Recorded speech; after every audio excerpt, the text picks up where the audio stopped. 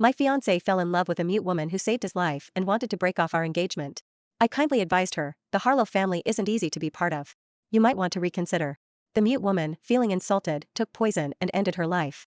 10 years later, Victor Harlow, after taking full control of the family conglomerate, did one thing, destroyed the Grant family and came for my life. This is the debt you owe Yvonne. When I opened my eyes again, I had returned to my 23rd birthday banquet. The patriarch, William Harlow, asked me what I wished for. Since Victor and Yvonne are deeply in love, please let this perfect couple be together. I died on an unbearably cold winter night. I thought I could hold on until the warmth of spring returned, but Victor Harlow didn't have the patience to wait. Without anesthetic, the scalpel cut into my chest, inch by inch, blood gushing like a spring. And yet, his hatred wasn't satisfied. He raised his arm, driving the icy blade straight into my heart. The excruciating pain nearly suffocated me. Struggling, I gasped out a question, why? I truly couldn't understand. We grew up together, childhood sweethearts from families with generations of close ties. For so many years, my father supported the Harlow Corporation, paving the way for his rise to power. Even after he gained full control of the company, we never once sought to exploit him. But he manipulated the stock market, fabricated scandals, and forced the Grant family to ruin. Why, Victor? I desperately clutched his tie.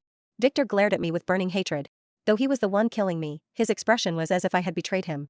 This is what you and your family owe Yvonne. He leaned down, his voice colder than the winter wind outside the window. Yvonne Sullivan, the memory was so distant it took me a moment to recall that name and that delicate, pitiful face. A bitter laugh escaped me. It had been 10 years. Victor had never forgotten her. He had pinned her death on me and the entire Grant family. Victor, you're such a fool. Before I could finish the final word, Victor pulled the scalpel from my chest. Crimson blood gushed out, blurring my vision. The pain was unbearable. Miss, are you having another headache? There was no icy, damp cellar, and no howling wind surrounding me. Instead, the room was a haven of warmth and elegance, alive with the soft clinking of glasses and the hum of lively conversation. Outside the window, neon lights flickered, and the city pulsed with life. I stood on the terrace of a luxurious hotel, overlooking the sleepless metropolis. This was my 23rd birthday party. I had been reborn. Not only was I alive and well, but I had returned to 10 years ago. This was the year the Grant Corporation had just completed a major international acquisition and successfully gone public. This was the year I had yet to become Victor's wife. Isn't it enough to give anyone a headache? A snide voice came from behind me. After all, Mr. Harlow has spent the last 3 days publicly declaring in the media that he's breaking off the engagement with the Grant family. I stopped my assistant, Emily, from speaking up in my defense. The situation was far more complicated than a broken engagement. This was the year Victor, during a rural inspection trip, had a car accident and fell off a cliff. He was saved by a young village girl. The girl was delicate and beautiful. In her panic to save him, she accidentally consumed a poisonous herb and lost her voice. Moved by her sacrifice, Victor brought her back to the Harlow estate. As of today, he had spent 3 consecutive days making public declarations through the media. He was determined to marry her. He wanted her to be the future Mrs. Harlow, the wife of the company's leader. Miss, don't listen to the rumors. You and Mr. Harlow have known each other since childhood. After so many years of being together, I gently shook my head, declining Emily's attempt to console me. I already knew what she was going to say. 3 days ago, I woke up in the Grant mansion. 3 days were enough to piece together everything from my past and present lives. Miss Mia, Emily suddenly whispered excitedly, Mr. Harlow is here. I turned around and saw Victor, dressed in a perfectly tailored suit, striding confidently through the crowd with an air of authority. The murmurs around me vanished in an instant.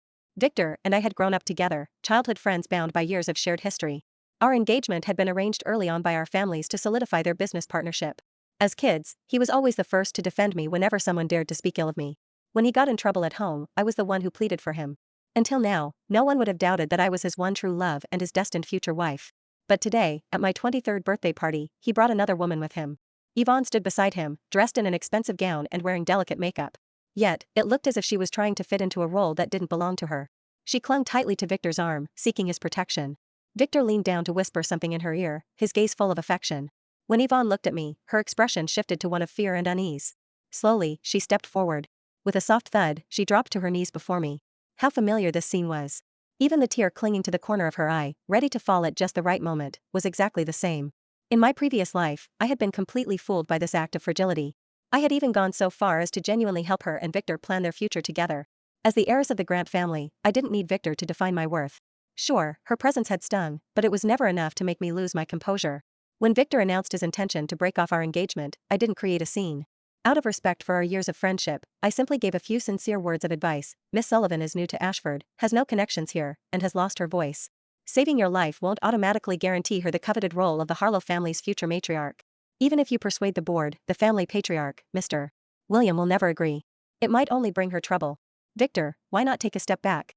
Let her start in the company as an intern for now. In the future, I left my point hanging deliberately. After all, the future will be up to you to decide, won't it? Those few words resolved the immediate crisis for her but brought disaster upon me. Smack. Smack. Smack. In my past life, the moment Yvonne dropped to her knees, I rushed forward to help her up. This time, I stood still, watching coldly as she delivered several sharp slaps to her own face without hesitation. One after another, the sound rang out crisply in the air. Emily tugged at my sleeve, her eyes filled with concern. Tonight's event was packed with guests, and several people had already pulled out their phones, aiming them in our direction, eager to capture the drama. Emily wanted to step in and stop her. I rested a hand on hers lightly. What's the rush? I murmured. Yvonne. Victor's expression had darkened, a flicker of discomfort in his eyes. In mere seconds, Yvonne's cheeks were swollen red. Paired with the tears welling in her eyes, she painted a pitiful figure. She glanced at Victor, then turned her gaze to me, biting her lip as if torn between despair and guilt, only to continue her self-punishment. I took a sip of my wine, unhurried and composed.